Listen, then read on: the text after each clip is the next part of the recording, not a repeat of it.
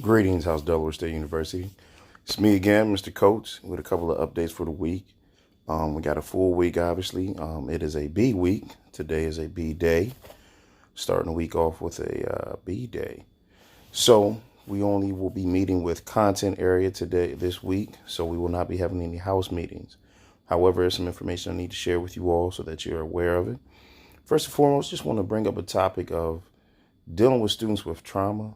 I know earlier this year I did a presentation on our biases and whatnot.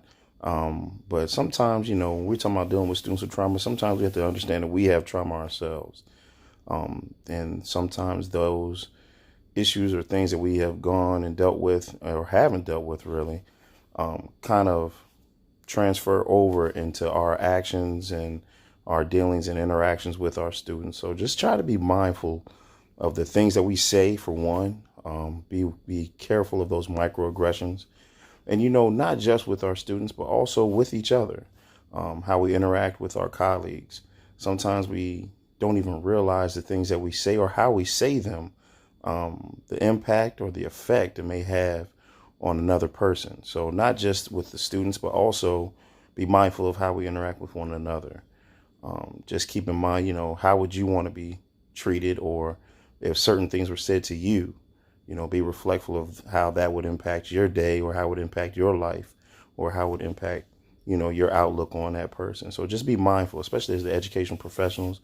It's imperative that we be the model, be the example of how, we would want or how we desire our William Worth family to operate and interact with one another. Second thing, I will be sending out, a mid-year reflection. It will be a Google Doc attached with this video as well.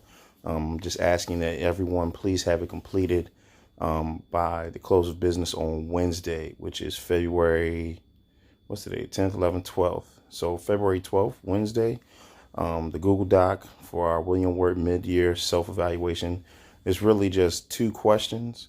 Actually, I think it's just one. If you could just a reflective question, just briefly give a response to it, and I'll give some feedback so we can have it on record. Next thing, passes. Friday was actually a very rough day. We had a huge amount of our colleagues that were out of the building.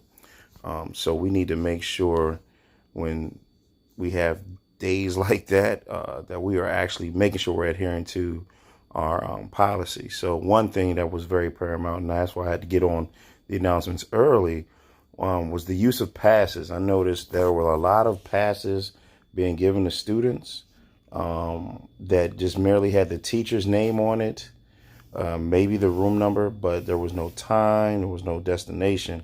The reason that we have those green passes and all that information is on there is so that when we see students, obviously security, administrators, whoever may be in the hallway, when they request a pass from the student, they want to, see where the student's supposed to be going. Is that destination in the proximity of where the student was found at? Because oftentimes we find a lot of our students, they've been given passes and they're just roaming the building. Sometimes I know a lot of you all, which I'm very grateful for, actually will call the office and say, such and such was given a pass. However, they have not returned back to class. But we do have many colleagues who are not doing that.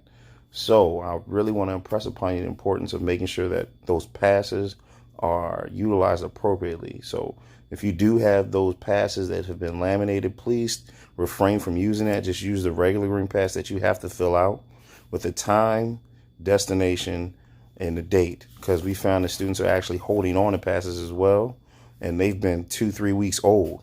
So you definitely don't want to get caught up in that as well, because at the end of the day, wherever that student's supposed to be, that person or that personnel or teacher is actually responsible for them. So if anything was to happen, we would then have to come and speak with you in regards to you monitoring students appropriately.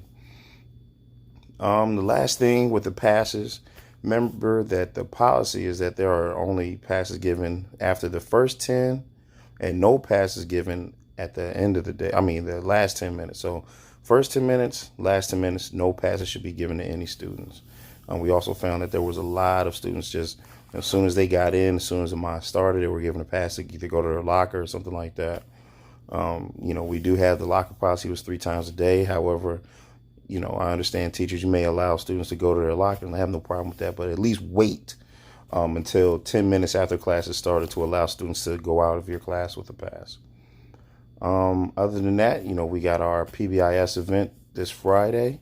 So let's get ready for that. Please, there's a few people who have not made donations. I need you to see me immediately about getting those donations in so that way we can begin purchasing and ordering the items that we want to put up for sale with the use of the dojo points this Friday.